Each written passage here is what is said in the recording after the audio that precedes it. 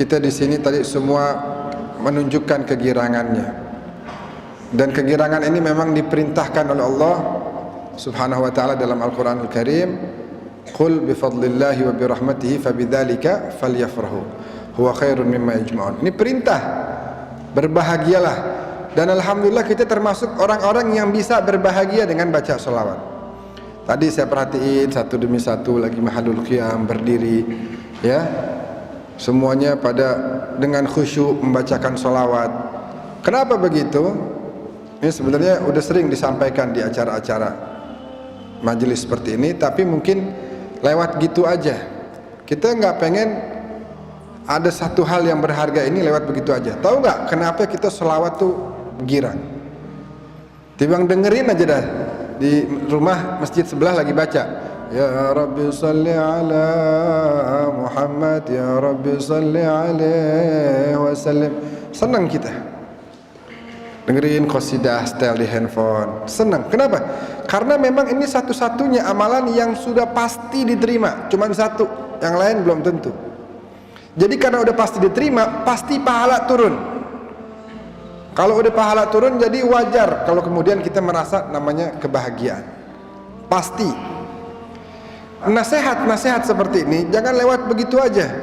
Sayang, udah tahu ente ini, ya, bahwa ini adalah amalan yang pasti diterima, maka perbanyak, karena yang lain belum tentu.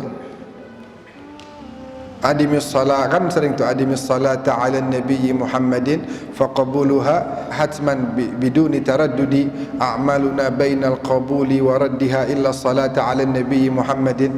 Perbanyak, jangan sedikit sholawatnya. Tadi alhamdulillah dari mulai baca maulid sampai sekarang nih kita bangsa 30, 40, 50 sih ada tadi. Anggap 30, berarti baru saja Allah bersolawat kepada kita 300 kali. Jadi pasti kita merasakan yang namanya kesenangan, kebahagiaan, udah barang tentu. Karena ini amalan yang pasti diterima oleh Allah Subhanahu wa taala.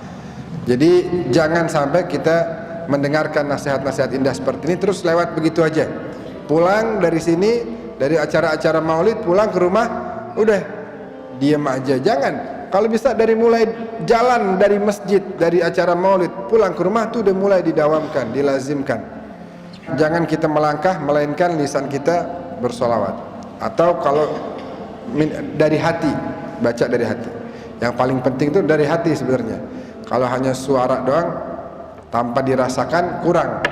Tapi itu juga udah dapat pahala. Namun apalagi kalau seandainya kita resapi dalam hati kita, sehingga ini sholawat akan benar-benar bermanfaat buat kita. Sholat kita, ya Allah, apalagi sholat kita baru takbir udah keingetan yang lain.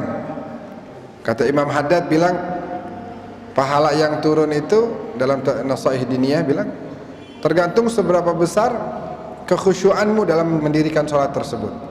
50% berarti pahalanya segitu.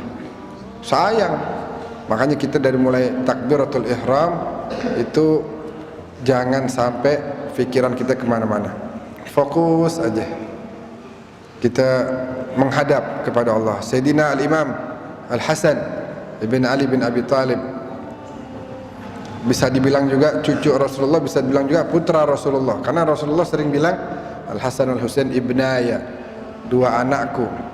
Pernah ditanya, man anta? Ana Al-Hasan ibnu Muhammad. Jadi dua orang ini, Sayyidina Hasan Husain itu bisa menisbatkan dirinya langsung kepada kakeknya melewati ayahnya. Jadi langsung kan, anak Al-Hasan ibn Muhammad. Anak Al-Hasan ini pernah lagi wudu, isfarra launu wajhih, warna wajahnya menguning, memucat. Tanya, kenapa kok pucat, sakit? Waihak, ente nggak tahu baina yaday man saqif, ana menghadap siapa? Ente nggak tahu. Ana wudu ini menghadap siapa? Ente tahu gak? Jadi wajar kalau ana pucat, karena menghadap raja dari maharaja, Tuhan yang segala kenikmatan ini adalah pemberian daripadanya. Jadi ini amalan yang satu-satunya bakalan pasti bakalan diterima sama Allah. Beda sama puasa kita. Kamin shaimin laisa lahu min siyamihi ilal ju' wal atash, cuma dapat lapar dan haus. sholat, puasa, zakat. Kalau semuanya diiringi dengan penyakit-penyakit hati, bisa jadi nggak diterima. Tapi kalau ini sholawat satu-satunya yang pasti diterima. Dan ganjarannya bukan pahala. Kalau yang lain, siapa baca satu huruf Al-Quran pahala 10. Ini ganjarannya sholawat dari Allah 10 kali. Sholawat dari Allah. Allah sholawat sama kita. Barusan nih, anggap tadi kita 30 kali sholawat. Dari mulai ya Rabbi sholli ala Muhammad, terus qasidah, terus berarti barusan aja nih Allah bersolawat 300 kali kepada kita. Allah bersolawat kepada kita. Bisa dibayangin tuh kemuliaannya. Jadi jangan lewat begitu aja. Kita jadikan maulid di tahun 1443 ini sebagai batu lompatan biar ke depan ayo kita sering-sering baca sholawat.